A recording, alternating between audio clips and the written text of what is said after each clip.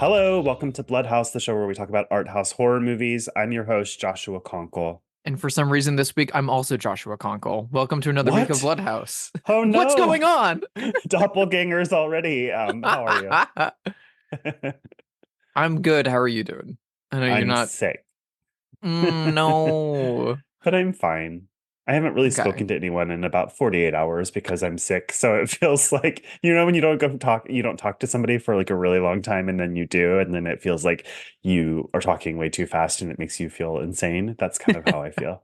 It's a perfect way to feel for this episode. Is It's Joel true. just like isolating you and like icing you out, not talking to you while you're sick? No, he's not doing that. But we're like very independent people anyway. So when he comes home, I'm at home all day by myself. When he comes home from work, we have dinner and chat for an hour, and then we go off to our separate hobbies and interests, and that's the way that we spend our days. That's our relationship. So, That's lovely. yeah. I have to tell you something that the listeners are going to love because it's a real life horror story that happened right here in Miracle Mile. Bum bum bum. It's a nightmare. So I was walking Edie about 11:30 at night on Monday night, and the building next to mine is this beautiful two-story apartment building from the 20s. And this woman was out front smoking a cigarette with her dog. And she's like, "Hey, do you live on this block?" And I was like, "Yes, actually, I live right next door to you in this brick building." And she's like, "Oh, good. I have to warn you that there's somebody that's breaking into houses. He was in my house tonight." So then she told me the story that What?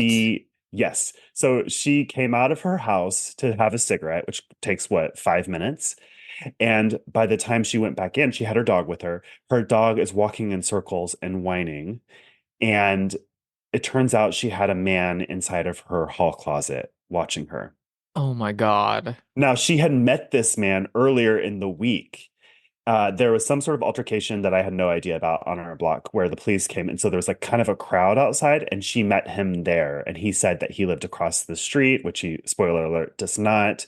Oh But she got a no. weird vibe from him, so she dismissed herself from that conversation. So it was that man. Oh So no. she, I guess, chased him out of the house. He had his hand inside of a bag, so it could have been a gun. She chased him outside of the house, called the police. So they drive around looking for this man, can't find him. And then later that night, she goes to bed and he's in her house again. She wakes No. up and the man is in her bedroom again. No. Yes. This time she chases him. What a brave woman. Oh my God. Um, and he gets caught. But it's like she had a IRL home invasion twice Twice in in the one night. same day. Oh And because God. she met that man earlier that week, it meant that he was following her and watching her. Or at least the neighborhood. Yeah. Yeah, that is my worst nightmare. God. Well, time to move again. I know. This poor woman, like she lives alone. It's just her and her dog, and like, what a fucking nightmare. That is literally so scary to me. That is my like exact nightmare I think of every single night. Like if I ever like come home and something's not where I left it, probably because it just like fell over or whatever, I immediately go into, all right, time to like stiffen my back, grab the mag light, and then check every room and every closet, top to Yeah. bottom, And when before I'm I like met even her, comfortable sitting down. so I got this story in two goes because the first time I met her that night at 11:30 when I was walking my dog, she had only had the first home invasion. Oh And she was no. like, "I'm scared to go back in." And I was like, "Maybe you should like go to a hotel for the night or stay with a friend." She's like, "No, no, no, no, I'll go back in." And that's before the man was in her house again. I, Well, you gave good advice. I did. I know I did. But still, it's like no one thinks that they're gonna come back. Like, especially God. since this time her house, presumably, I didn't ask, was like locked and things. You know what I mean? She must have Yeah. locked up and shit. So, ugh, horrible. God, that's a fucking nightmare. Yeah. Jesus. Well, I'm glad that didn't happen to you. Yeah. I'm How sorry are that happened you? to her, period, or anyone, period. Yeah. Good Yeah. Lord. But I'm glad you're safe. So they Yep. caught him. He's like, They did catch him. okay. He's very mentally ill, obviously. So it's not like he's gonna go to jail or anything. It's like they hold the person for a certain amount of time to like observe them. I guess. Almost like you would do if someone tries to harm themselves. Yeah. Like it's like a 48-hour hold and watch. So who knows where he is now, but yeah, yikes. Horrifying. This was happening in a friend of mine's neighborhood, and on like the Burbank Glendale border, Hmm. late last year. This person was caught like on camera at the Barnes and Noble over there, like following women and like smelling them, Ugh, and that like went viral. And then a friend of so mine horrible. realized, oh, he's my neighbor. He lives in my building, and they like got more information out of the other neighbors that he'd broken into multiple apartments on that block, into like children's bedrooms Oh and old God. women's bedrooms. And the police would pick him up and 24 hours later drop him right back off, and he would just keep, and like, as far as I know, as of this moment, he is no longer there. He is in some kind of a hold or incarceration or Yeah, I something. mean, what do you do? But We have no care for mentally ill people in our no, country, so exactly. it's a little tough. Yeah, and he's a very mentally ill person who's been in and out of multiple different institutions his whole life, and has been, I think, living with an aunt or whatever in my friend's building. And like, that's that's all that our like society can do. It's not great. You might be too young for this, but did you ever read Gawker in the 2000s? It was like Occasionally. hugely popular media gossip Yeah. website. But they would also have like these quirky regional stories. I don't remember where it was happening, but I was obsessed with it. And it made me laugh, even though it's not funny. But there was somebody who was called the Butt Stabber, who somewhere, I think in the Midwest, was just like walking around, Walmarts and places like that and just stabbing people in the butt and was not caught and just kept doing it over and over and over again. It's like the Baltimore foot stomper, right? Like Yeah, it's yeah, just so yeah. specific and weird, but actually isn't funny when you think about it, but just the name and the idea is sort of funny. The I mean, on the one hand, like that's a fairly safe place to be stabbed, I guess. Sure. Yeah, I guess Um, so. because it's all, Just muscle and fat. fat, and you're like, that's where most people have to like do injections for that exact reason. But like, fucking yeah, imagine being at a Walmart.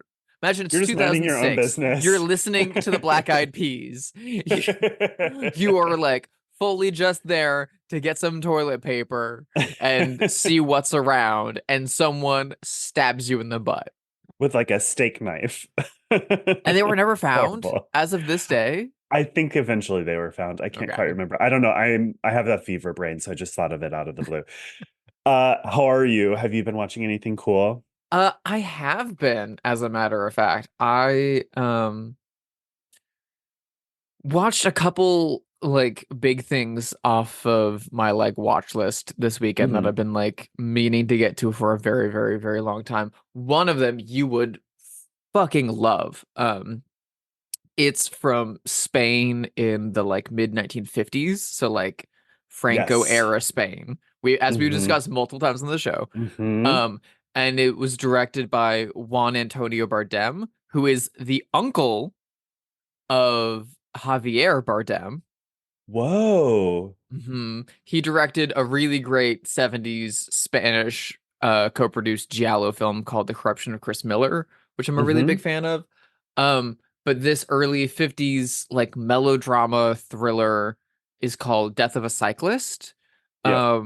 It was put out by the Criterion Collection a few years ago, and it's streaming on the Criterion channel. And it's so fucking good. It's about a man and a woman in like a fairly fancy car in the middle of the outskirts in Spain, who like hit a bicyclist, stop, look out, see that he's dead, and then just drive on Wow. because they are having an affair with each other. She's married to a big politician and they can't let it get out. But Mm. the way, and so it has all that kind of film noir, like, does someone know? Is someone blackmailing us? There's a character that's kind of blackmailing them who is truly like Spain's equivalent of Peter Lorre. Ooh. Um, But everyone this entire movie is wearing like cable knit sweaters and turtlenecks with trench coats over them, even This like does sound college like my girls. style. It's beautiful, but it's like it was a heavily censored like political film, like criticizing the upper class and the Franco regime at the time. Um, and this like I don't know, cheating couple that kills this man, this affair that they're having is like the one interesting thing in their like entirely bored life. They spend their entire lives just bored and disaffected by everything around Yeah. them.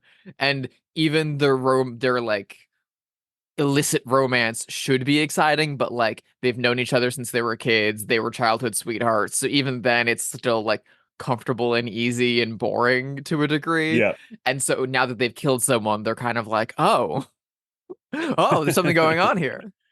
Huh. It's That sounds really fascinating. good. I really, really, really liked it. Very, very, very under the radar. The other one I watched, I had been meaning to see for fucking 10 years now. It's like a staple of 60s art house films, but it's also could very much be made a case for being a folk horror movie. So maybe it's something that we'll get to on Hmm. this show. But it's the Japanese movie from 1964 called Woman in the Dunes. Oh, I've Um, always wanted to see that too. by Hiroshi Teshigahara and based on the Yeah. Kobo Abe novel. It's great. I'm a really big fan of their previous movie, Pitfall, which is Uh-huh.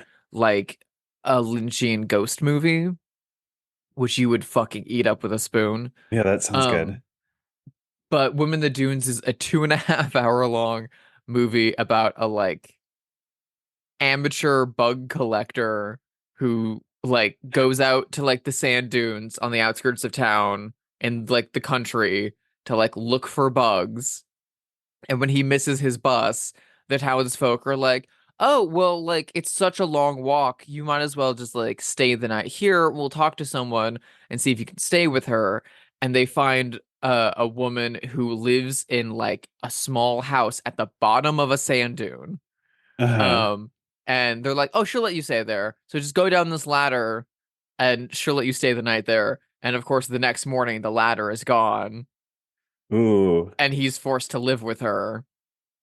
And this kind of like Sisyphean task of like every night they have to get up and they have to work and shovel the sand away from the house, or Wow. else it'll overtake the house. But it's too hot to do it during the day, and the townsfolk give them rations once a week to make them last through the week as long as they're doing their work. Yeah.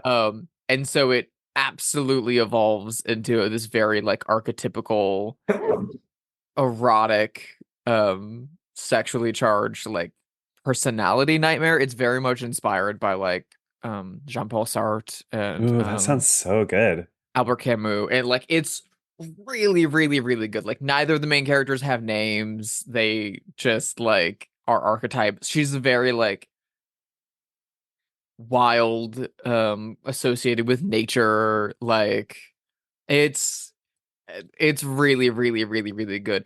He makes multiple attempts to escape, of course, and one of them I was just breathless on my couch for like half an hour as it was happening, as it's like beat by beat, play by play. He builds himself a little like makeshift grappling hook and rope, and he throws it like 10 to 12 times to try and get himself out. And every single time I'm like, you fucking like, you're gonna make too much noise. He like, it's so, so good and so, so stressful and weird and interesting and like deeply sensual and erotic. It's like That sounds really good. fascinating. It was a big, big, big, big, big hit in the 60s, and it was nominated for Best Foreign Film and Best Director at the Yeah. Oscars. Like, it was a big deal. Um, Wow. Teshigahara is great. A lot of his movies are on the Criterion Channel. I think you would really love them. One of them is a documentary about Antonio Gaudi, Hmm. the architect. Like his movies are crazy. I think you would really, really, really love them. Yeah, that sounds rad. What have you been Well, watching? I don't know if we've ever talked about on this on the show, but I am like deeply, deeply, deeply afraid of spiders. It is like the easiest way to scare me. And to the point where like the spider in the Turf Wizard movies scares the shit out of me. The spider in Lord of the Rings scares me. Even a bad spider movie just deeply frightens me. But I love them because I love to be scared. Um, so there's a new one on Shudder that I watched with a bunch of friends, and it's so fun and good. It's called Infested. It is a French movie about, it's sort of like Attack the Block. It's like a giant like housing estate in Paris, and it becomes infested with these poisonous spiders. So it's about the different tenants inside Oof. of the apartment building, and it is so mean-spirited, so fast and dark, and it's like, you know, thousands and thousands and thousands of spiders. So it was truly terrifying. It does get a little self-serious, I would say, at the end, but that's okay. It just knocks it down from like a 5-star movie to a 4-star movie, you know. Mm. It's a really beautiful building. It's got a lot of great style and good acting and very fast, very frightening. I really liked it a lot. And it's a Shudder exclusive, so I just can't recommend it enough. Super fun. And in some ways, it feels like a correction of the movie Sting, which I didn't Yeah. like because it's also an apartment building and the people that live there, but it's a much stronger movie. It looks almost not my cup of tea. It looks so scary. Like It's really I scary, Drusilla. also don't love spiders. Um like I don't think I've ever finished the John Goodman comedy Arachnophobia That movie or scares the bejesus out of or me. the I know David that it's Arquette PG. comedy Eight-Legged Freaks. Like Yeah. those are both like comedy horror movies, and I haven't finished either of them. Yeah. I'm not as scared of spiders as like Ivory is. When I showed her The Beyond and the spiders scene in that, she like Yeah. had to leave the room. Yeah, that scared Um, me too. but like the description of this of like rapidly reproducing and stuff, I'm like, no, that's too I, far. I get so scared, but I'm like down to be scared. I think it's fun to be scared, and it's actually quite rare. As much horror as I watched, like it's a little bit hard to scare me, and that is a surefire way to get me. And I'm just here for it. I see every Yeah. Spider movie as they come out. I never miss them. I don't know if I've told you this, but this is kind of relevant to the podcast. I was out at like a work function recently and I came back home and Ivory was watching The Invitation, the Karen Kusama movie that we Oh talked about yeah. on this podcast like last year or Uh-huh. something like that. She had never seen it before and she was watching it and I was like, "Oh, yeah. I love that movie. I'll pop in and I'll join in for this." And we like got on the couch. She was like midway through. So it was like around when that movie gets like really tense. Yeah. Um, and at some point around when it like pops off, she looked over at me and I was like shaking. I was Yeah. like physically tremoring, and she was like, I've never seen you like this. I've never seen you. She's like, we've watched some of the craziest, scariest horror movies. But this is like a very quiet, low key thing of a bunch of people in a room, and you're Hmm. like shaking like a dog in the rain. And I was like, yeah, Well, this I is mean, my nightmare. horror movies are very mood dependent, right? So like there have been movies that I've seen 2 times before and haven't been scared by them. And then I watch them one night and suddenly I am scared by them. And it's just the Yeah. mood and the atmosphere. And like I think that's a very real thing. Yeah. It's The other I like thing, getting that feeling. I don't know. yeah, me too. I love being scared. The other thing that I read that is relevant to this movie that we're about to discuss in a really weird sort of mind-boggling way is before I watched this movie again for the podcast, I had just finished this book called Doppelgänger by Naomi Klein, and it's nonfiction. And I actually have to say a little rhyme that Joel taught me. Naomi Klein, she is fine. Naomi Wolf, demented MILF. Because the book is about so Naomi Klein is this nonfiction writer, and she writes a lot about corporate crime and anti-capitalism. She's like a really cool nonfiction writer. She's in her 50s. She's a white Jewish woman from Canada. But there's another Naomi, Naomi Wolf, who's equally as famous, who's also a nonfiction writer, who's also a white Jewish woman from Canada, the same age, who in the 90s wrote a really popular feminist book called The Beauty Myth, but has since then gone crazy right-wing conspiracy theorist and is regularly on like Steve Bannon's podcast and stuff like that. So Naomi Klein wrote this book called Doppelgänger about her experience of constantly being confused for this other famous Naomi who has a similar career, but is her political opposite, and how strange it is. But she uses that in almost like a Nathan Fielder kind of way to go deep on the concept of doppelgangers. So some of the chapters are about like how in the past few years, the far right and the far left have kind of created a Venn diagram around conspiracies and anti-vax sort of stuff. Hmm. And just like different essays on the theme of doppelgangers coming from this very personal place about being constantly confused for Naomi Wolf, who's insane. And it's like, it's a really great read. I listened to the audiobook because I like to listen to nonfiction. Yeah, Um, but it's so good and it's so on theme for the movie that we're talking about today. And I happened to like finish it just as I was going to start this movie. So I wanted to recommend it. It was a huge nonfiction, like one of the biggest nonfiction sellers like last year. that's awesome. So it's really good. I'll need to listen to that audiobook because that's Yeah. like the fastest way I can do something because I'm working so much. Yeah. Well, But since we have that speaking segue, of that, I have a question for you. yeah. What's the difference between a rabbit? I actually can't remember the answer, although I know that you're referencing the movie. The answer is nothing. One is both the same. That's could not be a more perfect segue into talking about this brilliant doppelganger movie from 1972 by one of the biggest, most important auteurs that we have. It is Robert Altman's Images.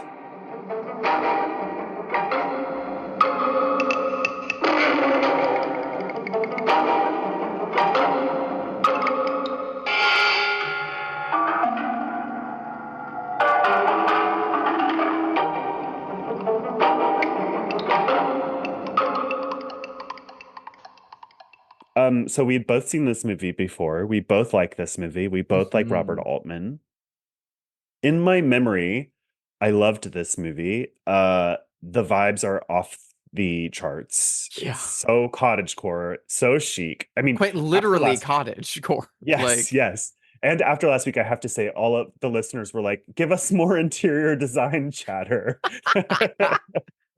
there's plenty Um, of interior design to be chatted yes. about in this. There's also tons of cars to be talked about in this.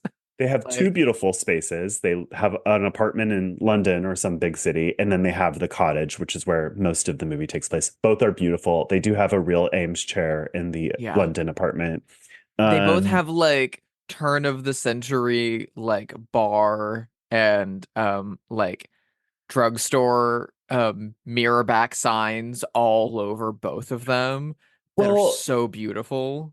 so I did notice we haven't given a synopsis or anything, but like I did notice that it's actually literally some of the same pieces in both houses. So That's it's cool. like it speaks to this image, this idea of like doppelgangers or mirror images of things. Like literally some of the same art is in both apartments, which isn't possible, but it's like a choice that they made. Um, so I guess I'll give a synopsis. This movie stars Susanna York, who also co-wrote it. She plays a children's book author who's having a bit of a mental breakdown. So she is home alone while her husband is working in their city apartment when she is talking to a friend, and the call keeps cutting out. And instead of her friend, it's this mysterious woman's voice who keeps telling her that her husband is cheating on her and kind of laughing at her. So she's freaking out about it. Her husband comes home and she's like, let's go to the country house. I can't stand this. So they go to the country house. And what proceeds to happen is that she's getting visitations from a former lover who is dead, and also from a neighbor that seems to have had an affair with in the past. And she's seeing a doppelganger of herself that seems to be kind of like haunting her. And then that kind of spirals until the final confrontation. I mean, is that a good summation or Yeah, I've heard it described as a bunch of scenes that don't really connect, which they isn't don't? fair. I don't think that Um, they connect, but that's okay. I mean, I think they do connect on like a non-literal sense. Like Yes. the Yeah, movie yeah. does take place over the course of like 3 or 4 days, and you like the time does elapse and follow that. But this movie really couches itself perfectly inside the mind of a woman who is having a psychotic episode, who is seeing and hearing things that aren't there. And the movie does a great job of like presenting that as the film is a reality, Yeah. um, and questioning everything that's around you. Um, I will say really quickly that Susanna York has a writing credit on the film, but it shouldn't be implied that she wrote the film. She wrote Yes. the children's book, the Hunt for Unicorns, the Search for Unicorns, which is prominently featured in the movie as the It's book a that she's framing writing. device sort of Yes. of the movie. Yes, thank you. That's true. The movie actually like was the script was written by Altman in like the late 60s, like not long after he saw Persona for the first time, which is very funny. Because he Well, it would was keep also very threadbare because it's kind of the thing where like he's like, let's get a bunch of people and make a movie in this house because they would have dinner every night, the cast, and talk about the scenes that they were going to shoot the next day. yeah, So it's implied by everything I read that a lot of it is like heavily improv. significantly because it'd been a very older script that he hadn't touched in a while, but he liked the idea. And Susanna York didn't like the script, and Altman was even like, I don't really like the script either. So we're just gonna like play around on the idea of it. We're gonna use that old script as like a template, and then we're gonna improvise everything. To that extent, all of the characters' names I are love that choice. rearranged from the actors' names. So Susanna York plays Catherine. Catherine. Catherine Harrison plays Susanna. Rene Auberjois plays Hugh. Hugh Mollet plays Marcel. And Marcel Bozofi from The French Connection and from Yeah, Z plays Rene. Also, it's Rene such a cool Auberjois, choice. who plays her husband, is like one of those that guy character Uh-huh. actors that is in fucking everything. He was on Frasier, he was on like Star Trek. Star He Trek. Eyes of Laura Mars is where I know him from. I know him from Walker, MASH, the Altman movie, McCabe and Mrs. Miller. He's in Kelly Reichardt's Certain Women. Um he's in Batman Forever. He's the like caretaker vampire, and my best friend is a vampire that like helps him Oh through yeah. everything. He is just like in freaking everything. He's one of my like favorite character actors that whenever he pops up in something I get very, very, very excited. He always seems gay to me. Is he not gay? Because N he plays heterosexual people a lot. yeah, I believe he was heterosexual, but he did Oh, play a lot of gay characters. yeah. He's Yeah. like definitely fruity in Eyes of Laura Mars, but basically everyone is in that movie except for the top character. I wonder if that's a red herring or not. Yeah. I love that choice with the actors and characters' names. Like I said, they Hmm. also do some stuff with the art. So like I noticed that first of all because in their London apartment where the movie begins, they have this beautiful abstract painting that I took notice of because I thought it was gorgeous.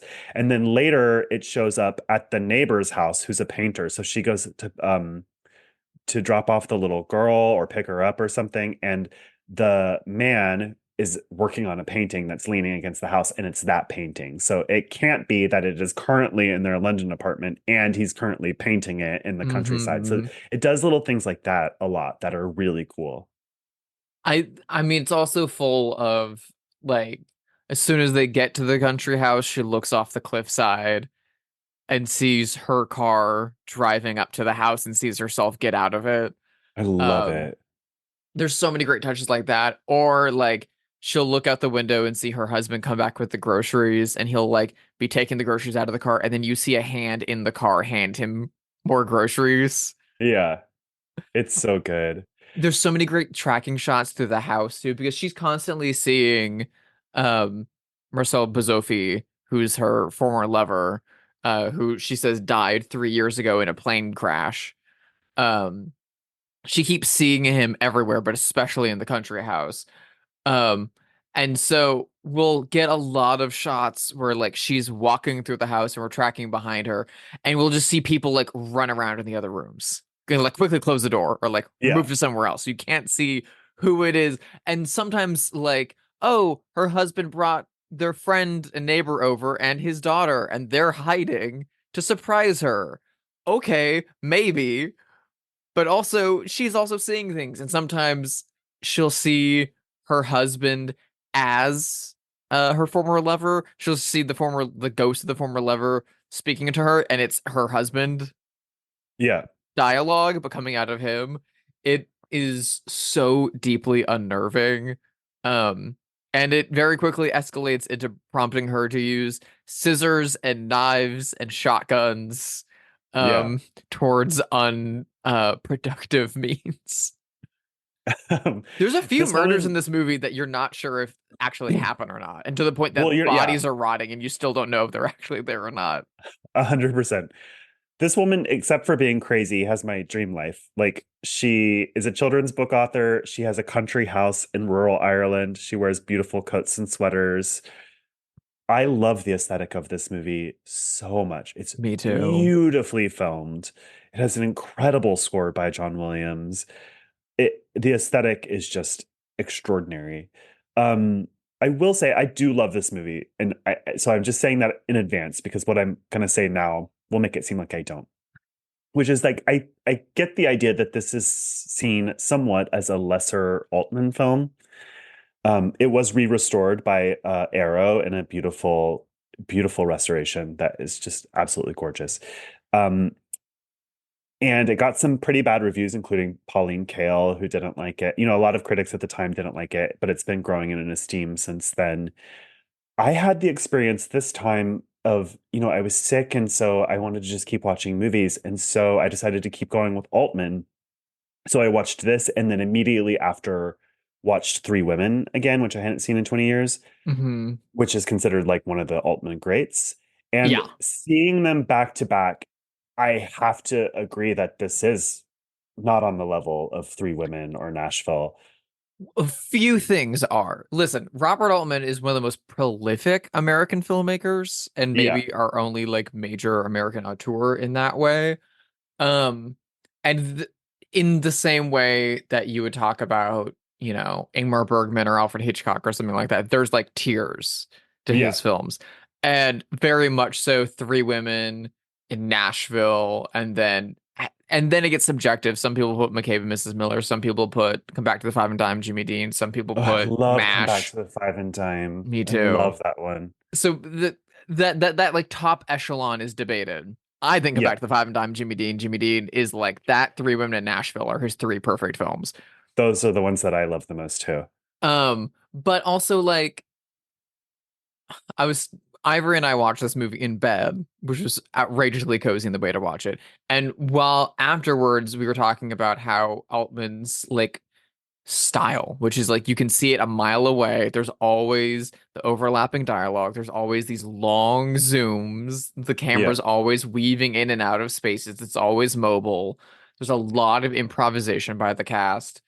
Um, it works so perfectly for horror films and for thrillers like Images, like Three Women, like That Cold Day in the Park. And Gosford Park to a degree also I think falls into Hmm. that. But for the most part, he made comedies. Like Yeah. He's like most famous for MASH. That's he's the most truth. famous for MASH, for The Player. I mean, The Long Goodbye is still even a comedy. Popeye, Yeah. um, Secret Honor and Shortcuts are like kind of comedies too. Nashville is like a music movie with some comedy in it. So like Gesundheit. Thank you. Um, so it's very odd that it seems like this was that this genre was like kind of maligned with even within his own career, but they're some of his better movies. I think, if Images isn't top tier Altman, it's like right under there. Like for me, this is a 4.5 star movie. Hmm. Um, and if you're comparing it to other like Altman movies and the level it's on, I would say it's up with McCabe and Mrs. Miller. It's up with Shortcuts. It's up with The Player. I also think OC and Stigs is crazy underrated and would be up there, Yeah. but that's just me. I also think A Wedding is crazy underrated and would be up there. Um, but it's definitely, I think, one of his better movies, and I think it's only grown in esteem since it's had more access. I was actually reading that he they shot it in Dublin, Ireland, and it was Ireland's submission to the Cannes Film Festival the year it came out. Hmm. Susanna York won, I believe. She was so good in Um, this. she's so incredible at this. She did. She won Best Actress at Cannes that year. Yeah. Um, and then it was picked up for distribution by Columbia in America. And it's 1971. It's like right after MASH. Like Altman is huge. Of course they would want to buy this movie. But then they played it at the New York Film Festival, and the two biggest like New York Times film critics passed on reviewing it altogether. Oh. And then the few reviews that came out, like the Pauline Kael one, were for the Yeah. most part very negative, and so Columbia lost faith in the movie and all but buried it. Yeah, it had And then it was very small rumored window. for such a long time because it didn't get a US release after that. It didn't like play on TV. I don't think it even got a home video release on VHS or anything like that, other than in the UK. That it was rumored that Columbia lost the prints of it in a fire, which there was Oh, a famous interesting. Columbia fire in Yeah. late 70s, which I think the Magnificent Ambersons burned up in and some other like Hmm. important films. I mean, thankfully that's not the case. They just lost the rights to it. And it was able to get a DVD release, and it's since been restored in 4K and it looks incredible. Um, but it's been very underseen. But at the same time, the thing that really struck me rewatching it is this movie feels like the Rosetta Stone for A24 horror movies.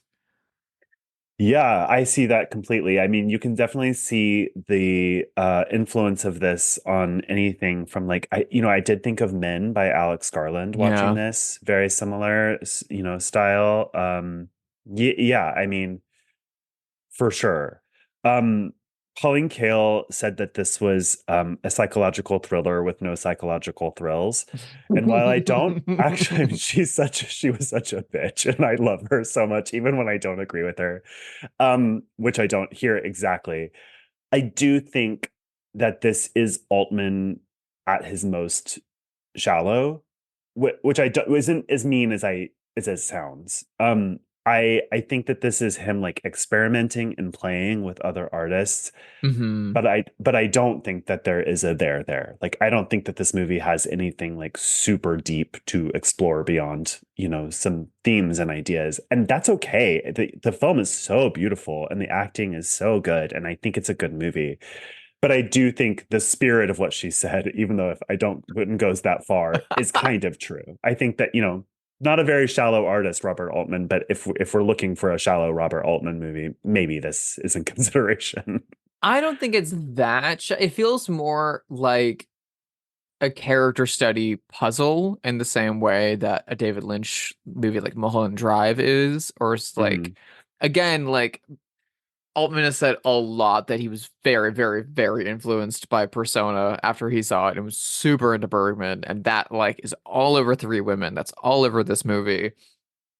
Um, I I find this movie like the cinematic equivalent of Ginger. Like I like just sitting around and chewing on it and like cleansing my palate, and like it's so aesthetically gorgeous and delightful to watch, but after you've seen it, I still think there's a lot to like play around with and think about. Um, because it opens a lot. It's such a like Rorschach of a movie because it is so shallow in some degrees. We know so very little about the lives of a lot of these characters, other than what we're just like given in the moments of the few days that this movie covers. Um, but there's these little hints and implications along with the name overlapping. Um, and the like doppelgangers that appear in the woods and in the house.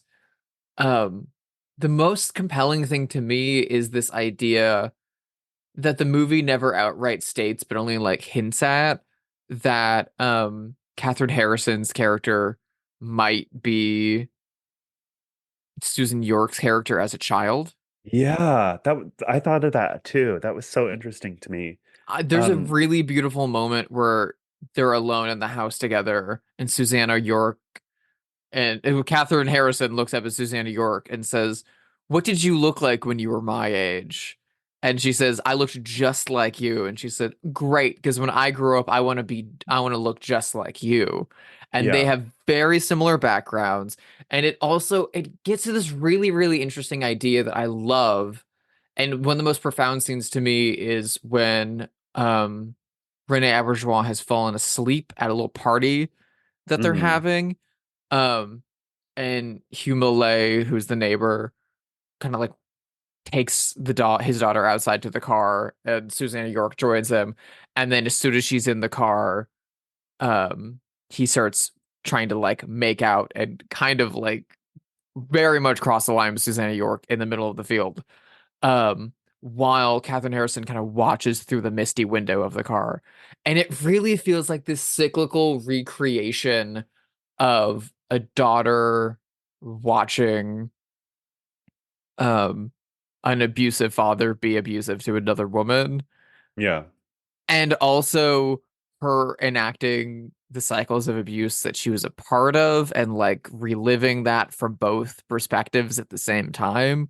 It's really, really, really interesting and fascinating to me. I love all of the like her relationship with Catherine Harrison, I think is the most compelling thing in the movie. Um, because there's a lot of things that suggest she might not even be there. Yeah. There's a lot of moments in this movie that give me the creeps too, as a Yeah. horror movie. Like the phone calls in the beginning of the movie, I find really Terrifying. creepy. Terrifying. Um, and then at the end of the movie, when she finally speaks to her doppelganger, they do a really cool thing, which is so simple, where, it's two people, it's the same human, but it's two people having a conversation. So it cuts back and forth like any movie would. But occasionally it just stays on one Susanna who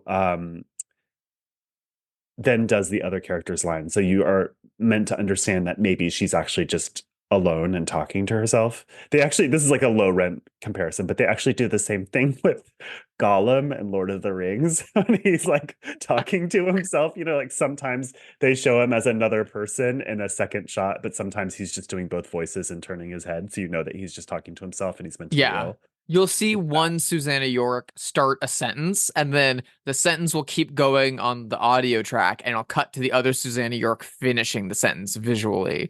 It's a Yeah. really fun trick. It's also implied by the writing of that dialogue and what we see later that that's not even that she is talking to someone, but it's not Susanna York. It's not her doppelganger. It's actually someone else. Yeah. Um, there's certain like one of the things that I really like, which is wild considering how improvised so much of this movie is that each character really has their own unique tone of voice to the way that they speak, so that when lines of dialogue are coming out of other characters, they do feel like bizarre. It feels Yeah. strange. Like Rene Auberjonois keeps saying son of a bitch and son of a bitching and Christ's sake, and he keeps saying stuff like that throughout the movie.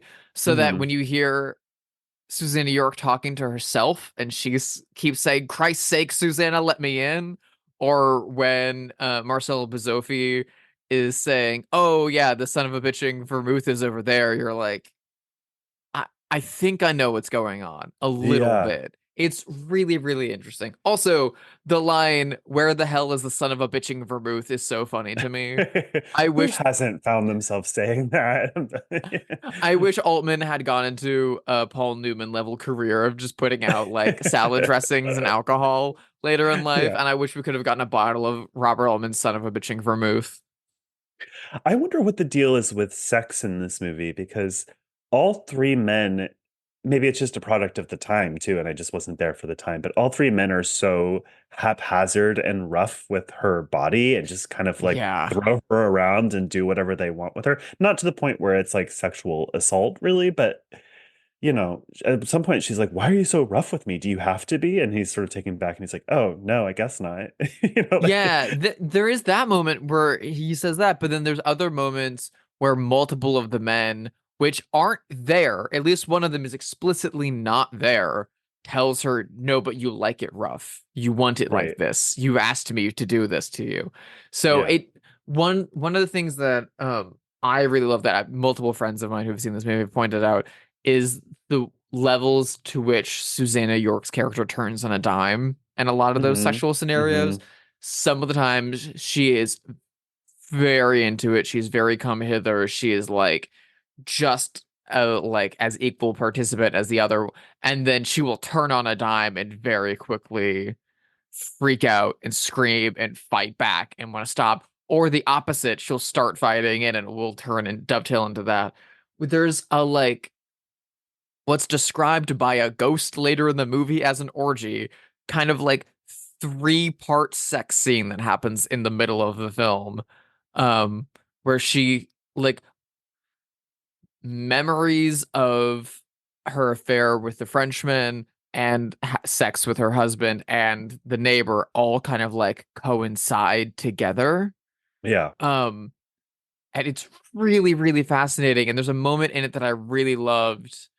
I believe she's with the neighbor where he keeps trying to pin her down onto a bed and she keeps rolling off and walking up and like he keeps pinning her right back down.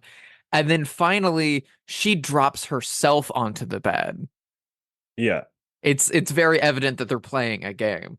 But even like this camera work and the editing in that becomes so fluid that the lines between the different sets and the different actors just falls away entirely.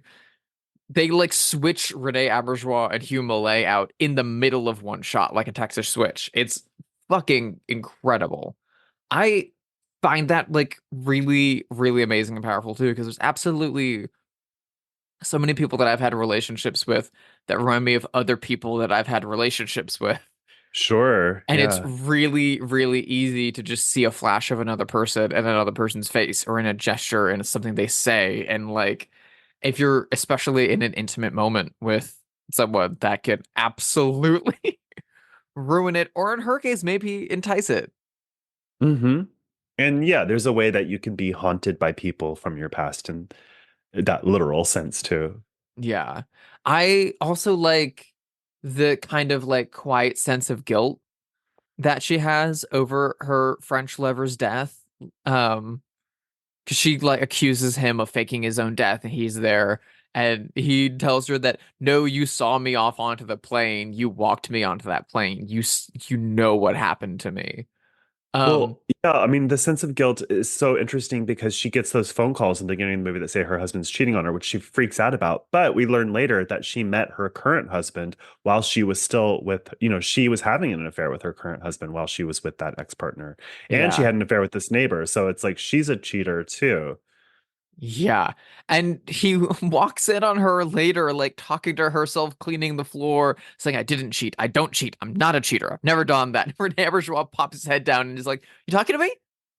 Everything good? I also think the topic of pregnancy in this movie is very Mhm. interesting. It should be noted Susanna York was pregnant while making this movie. Oh, interesting. I didn't know that. Um, and she told Robert Altman that a little bit before they started shooting, kind of hoping that it would be an out to not have to be in the movie. And he was like, "No, it's great. It's fine. We'll work with it. It's awesome. That's great. Good for you." And so she does have the one nude scene, and I've seen in interviews with her, Susanna York, where she thinks it's very apparent and very obvious that she was pregnant. But I No, not don't, to me. I don't think most audiences would pick up on that. And the like, her mourning over her French lover is kind of coincided with her mourning over the not being able to have a child. Hmm. Because she says that she was only with him so that he would impregnate her because Renee Auberjonois is sterile and there's Right. this question as to whether or not she is. And I just, meanwhile, she's creatively like overflowing, um, constantly writing this almost contradictory children's book. Um, I love the depiction of writing in this movie because I love when movies do this. Like it's sort of manic pixie dream girl-ish, where she's just like pacing all around the house and there's papers everywhere and cups of tea everywhere. It's sort of like Hmm. Carrie Bradshaw wrote on Sex and the City, and it's like, who writes this way? I love it. I do love it. I wish that that was how my life was.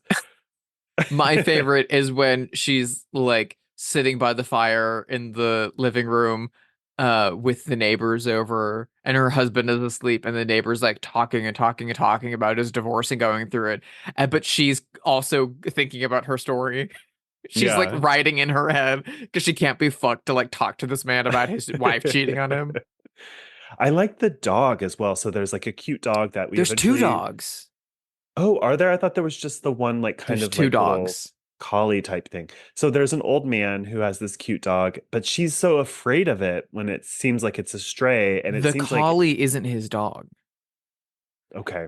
So there's a collie, there's a little black and white collie, and then there's a little like hound mutt essentially, and Yeah, that's the neighbor's old this man's dog. old Okay. man's dog. Um, the collie is the one that scares her a lot. Well, it seems like it's implying that this is her dead dog from the past. That's what I took from it. Like, oh, Yeah. this is like a ghost dog from her past. Later, the old man is walking with his dog, and the dog stops and smells her house, and he's like, "Oh, he smells your dog," and she freaks out and she says, "No, he doesn't. I don't have a dog." Yeah, yeah, yeah. Fair. I don't know. I love those things. I love those little moments. But also like I love how deeply afraid she is of the dog. But on the other side, I love that we just get like fields of sheep and ponies playing. And Yeah. when the dog shows up in the scene, the ponies want to play with the dog. There is that quality to the movie too, Cute. where it's like her narration of her children's story. It's like "In Search of Unicorns" by blah blah blah. There's like a twee sort of like 70s psychotic flute aesthetic going on here that I love. The John Williams score is so Really fucking good, amazing. And it like predates all of the stuff that John Williams is now super of famous for. course. Also, this movie has a weird credit that I've never seen in any other movie that just says sounds by. And it's by the Japanese percussionist Stomo Yamashita. And he just Yeah, made the little wind bell chimes and all these odd sounds that there like is a bit of a soundscape to this, like almost not as extreme, but almost in the way that like Eraserhead has a soundscape that's mhm. separate from music. Yeah, it's very amazing and very, very, very interesting. Um Yeah, John Williams is such a I deeply mean, odd choice for the score for this movie. well, it's sort of before John Williams is John Williams, right? So he's only odd in retrospect. Yeah, it's a handful of years before Jaws and Star Wars and stuff like that. But he also did other Altman films at the time. But he also like this is after he had done like Valley of the Dolls. So like Yeah, it's still a funky one. Um it's one of John Williams' best scores ever. it's It's like so good. and it stays in your head for like days after you've seen this movie. It's Yeah. really, really, really good. Um, I love all the little like jokes and limericks that Renee Auberjonois is constantly um uh letting out. They're so funny and so weird. He's so goddamn adorable in this, even though he keeps gaslighting her as a joke, which is not a good idea with a woman with severe mental illness. I mean, is he gaslighting her? She's fully insane. She's Is fully she insane, just but he'll also be like, she'll be like, "Do you want to marinate the steaks, honey?" He's like, "Oh yeah, absolutely. What Oh, steaks? You yeah, got yeah, yeah. steaks?" And she's like, "What do you mean? What do you mean? You just went shopping." He's like, "I guess it's gonna be selling spaghetti." And then he's like, "I'm kidding. Of course I got steaks." And it's like, I wouldn't play that game with her. Yeah. I love that element. I mean, of course, I love these, House of Psychotic Women movies, and this Oh is yeah. firmly in that space, along with Rosemary's Baby and Let's Scare Jessica to Death and I was Messiah of thinking of Let's Scare Evil. Jessica to Death the entire time watching this movie. It's got the cottagecore vibes Yeah. too. These are like Josh Core movies. I know it's Like, true. As well as movies that play with time and space. So, mhm. Picnic at Hanging Rock, Lake Mungo. I thought of that terrifying scene in Lost Highway where the man at the party is like, I'm in your house right now. Yeah. It's like, what I do you thought mean of you're Lost Highway here? a lot too, especially with the phone calls at the beginning. I was thinking of the Yeah. videotapes they get that are like someone like recording the inside of their house. Yeah. Yeah. It's a I really cool movie. This movie is incredible. And again, it really feels like I don't know if by 1972 people were just tired of Repulsion and all the Roman Polanski movies and Bergman movies that were doing these kinds of things that it didn't do so Hmm. well in the States. But 50 plus years on, it like if it's a shame that the new era restoration is gorgeous and the Blu-ray is incredible. It's a shame that they weren't able to put it back out in theaters in the US because you Yeah. like if you put an A24 logo or a neon logo on the front of this movie and put it back out in theaters right now, it could play next to Ennis Main, it could play next to Men, it could play Yep. next to Midsummer, and people would fucking eat it up with a spoon. It's funny that you mentioned Ingmar Bergman because, people said that it was obvious the influence that Persona had on Three Women, which Robert Altman thought was funny because he was like, actually, I wasn't influenced by Persona with Three Women, but I was heavily influenced by Persona with Images. Yeah, he said that Images this is like most Bergman movie, but he's also said that it was also heavily inspired by Joseph Losey in The Servant, Yes. Yeah. which delicious, fucking Mhm. delicious. I Yeah. love The Servant so goddamn much. Me too. I love little two-hander stories like that. I love like one person alone going crazy.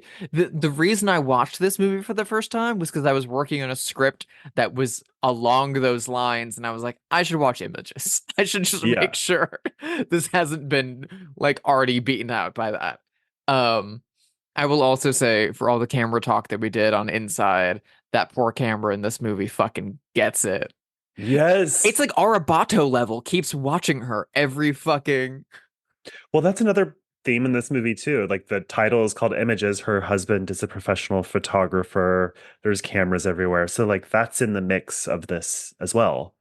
Yeah, there's all of those. I don't remember what they're called. But my photo teacher always had them. The like two planes of glass that you put like up next to your eyes, and you put a like slide on it, and you slide it forward until it comes into focus. It's a little like toy thing. Mm, They have one of mm, those too. yeah. And the camera, like in Altman style, tracks all around the room during conversation and then lands on it and comes into focus. And then it immediately cuts to Rene Auberjonois reflected in like two separate panes of glass. There's a Yeah. lot of double, triple reflections. One of my favorite elements is that there's a little like cubby hole under the stairs that there's two entrances to in their living room, and there's a mirror hung in the corner of it. So whenever Susanna York goes to open it, Catherine Harrison is inside of it and she looks in the mirror and sees Catherine Harrison, or Catherine Harrison will go to open it and Susanna York's inside it. And so Yeah. they see each other through the mirror as if they're looking at themselves. It's fucking genius. Robert Altman is one of the most like profoundly powerful image makers in like film history. Like no one is able to make those kinds of things. And also like if you had like done those images static and just cut them in the way that like Alfred Hitchcock or Mario Bava or something like that would have cut those things, they would feel a lot more jarring and a lot more out of place. But because the way that he's so fluid with his space and with his tone and with his camera, they feel more natural and a lot more haunting. His stuff feels very, very dreamlike, with Yes. just the way he shoots films. I don't know. Yeah. Yeah. I adore this Love film. him. Love this movie. Let's move on and play our favorite game, Have They Seen It, where we speculate wildly whether notable figures have seen this movie. This person was considered as the lead role instead of Susanna York, and we've talked about one of her movies in this episode already. Do you think Faye Dunaway, star of The Eyes of Laura Mars, ever saw this? Faye Dunaway was considered for this movie. Holy Yeah, shit. along I with Vanessa love. Redgrave. Yeah, Vanessa Redgrave was considered, and so was Sophia Loren. Yeah, Yeah. Um, I don't think Faye Dunaway has seen this movie. she's crazy as could be. She's a little cuckoo bananas. That's an understatement. She's awesome. She's very, very talented. She's very, very cool. She's also a little crazy.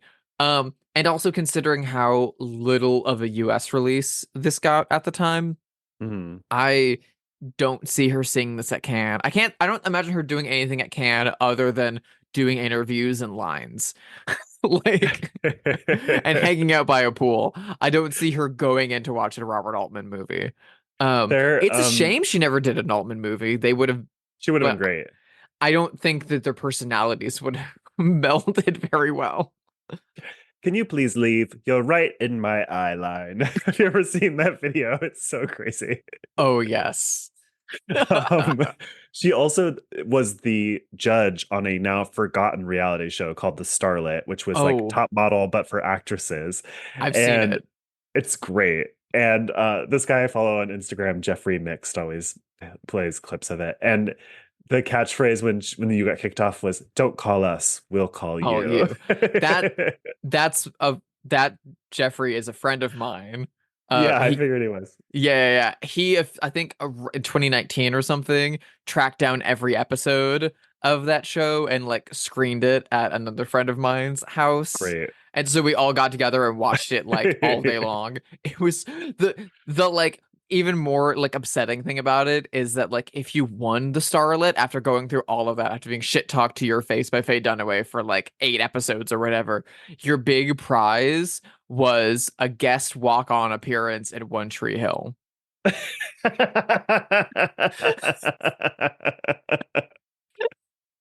That's so funny. And the girl who won got that. I believe they cut her line, but she's in the episode, and then she never Oh did anything my else. God. That's so funny. It's so unfortunate. But joke's on her because neither has Faye Dunaway. Yeah. Faye Dunaway is a no on images. Faye Dunaway is a no. So Rene Auberjonois again, like he's in Eyes of Laura Mars, and he pops up in everything. I literally was just watching him the other day. As he had a whole arc on Frasier as Frasier's mentor and like one of the later seasons like that. And he fucks Roz because everyone fucks Oh, Roz. yeah. Even though it's established that he has a wife. It's weird. Um, do you think that Man About Town star of Frasier and wild conservative Kelsey Grammer has seen images? Do you know what? I think Frasier has seen images, but I don't think Kelsey Grammer has seen images. That's fair. But I do think David Hyde Pierce has seen images. I think David Hyde Pierce has seen images, and I think Niles Crane has seen images. Absolutely. But Frasier Crane has seen images. Kelsey Grammer has not. Because I think Frasier Crane, if I know very little about the character or the actor. My takeaway though is that Frasier Crane is like 10 times smarter than Kelsey Grammer is. I would agree with you. You're not gonna get me fighting on that. Um, yeah, they very rarely talk about movies on Frasier, but the little bit we get is that he talks about Fellini, he talks about How Green Was My Valley, and Yeah. Niles is a big fan of The Unbearable Lightness of Being and stuff like that. So I can see both of them. I can see both of them loving Three Women. I can see both of them loving I can see I almost wish that there was an episode in which he tried to take Marty to go watch Nashville together because it's about country music, Dad. You wouldn't like it. Like, I almost wish that had happened, but I also feel like Images is the like furthest end of what those two men can stand as horror movies. I don't think Yeah. Niles or Frasier can do anything scarier than Images. Oh my God, this is such a my boyfriend Joel is obsessed with Frasier and Cheers. And it's like a super fan. So this is going to be his favorite Have They Seen It if he bothers to listen to this, which he won't. Because I'm now going to his other favorite show, Star Trek, which Renee, what is his last name? I always want to say Aubergine, but that's not it. Auberjonois, I believe. I don't Auberjois. know. Renee Auberjois was on Star Trek. And so I didn't realize was this other person. And when I tell you, it's so funny to picture this person because this person also played a Vulcan, like Spock, Yeah. star of Star Trek, a Vulcan, Kim Cattrall.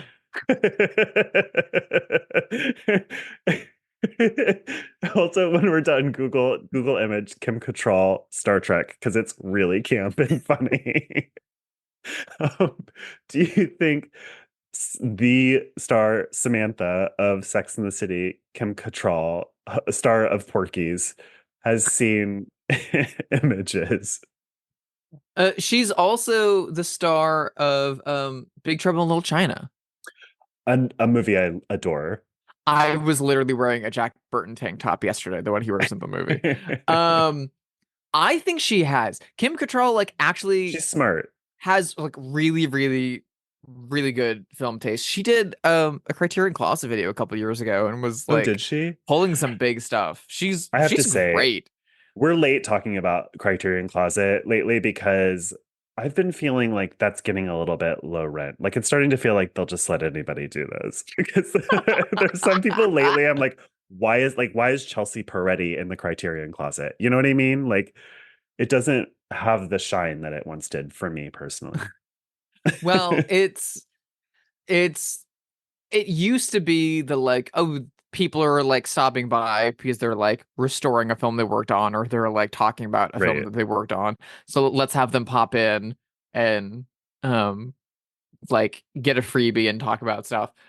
And it's now now it's a little bit more like, because those videos are so popular, it's a like, if you have a film playing at a festival in New York or something like that, or if your band is on tour in New York, the Right. publicist will try to get you in there Yeah. um to like get talking, which I don't hate.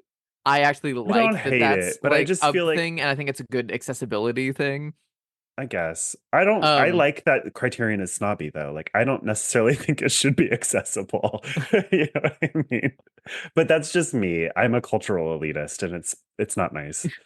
I mean, I disagree. I Anything that gets people watching like a Buñuel movie, I'm like very excited about. Like Yeah. if someone sees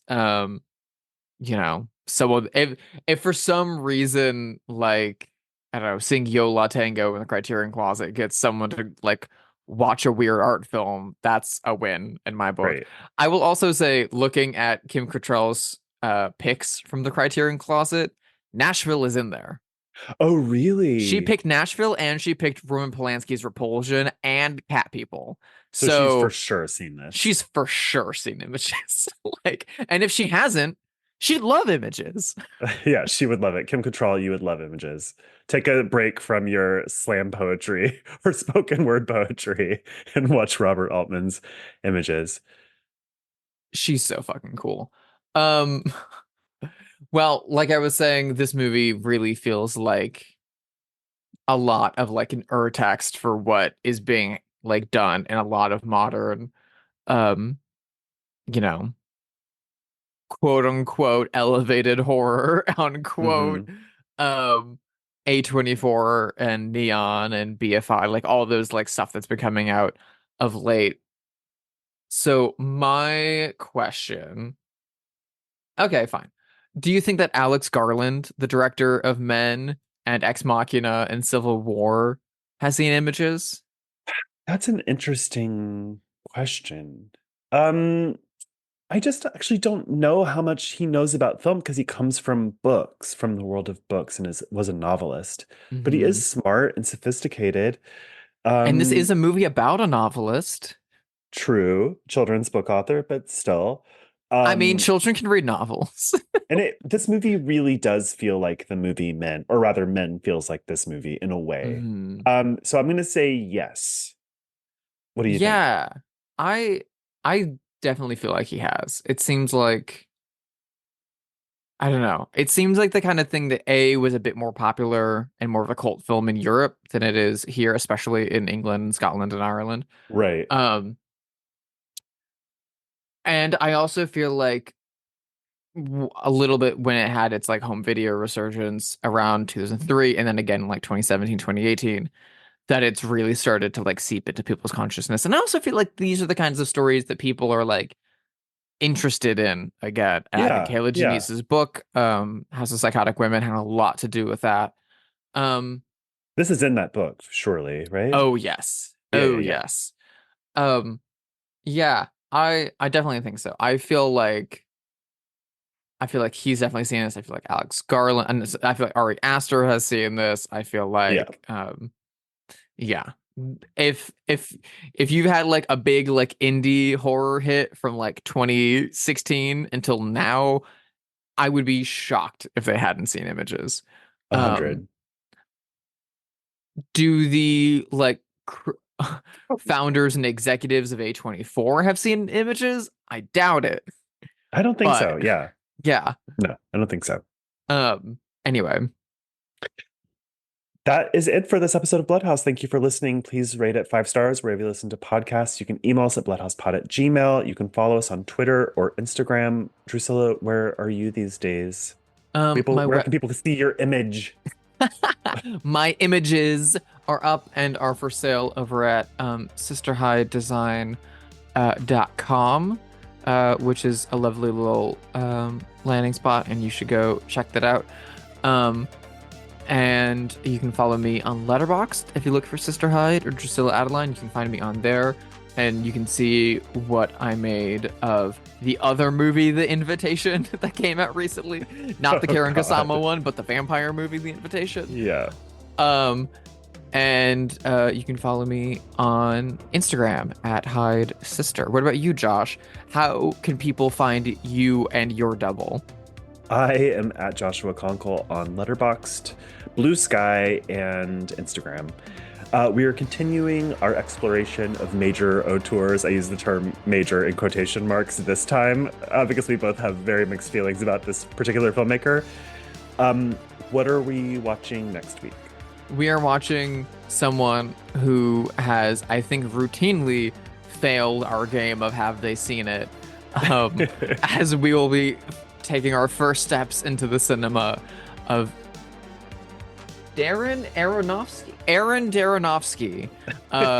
with the film Mother. Mother! Exclamation point. Very interested to talk about that. Bye.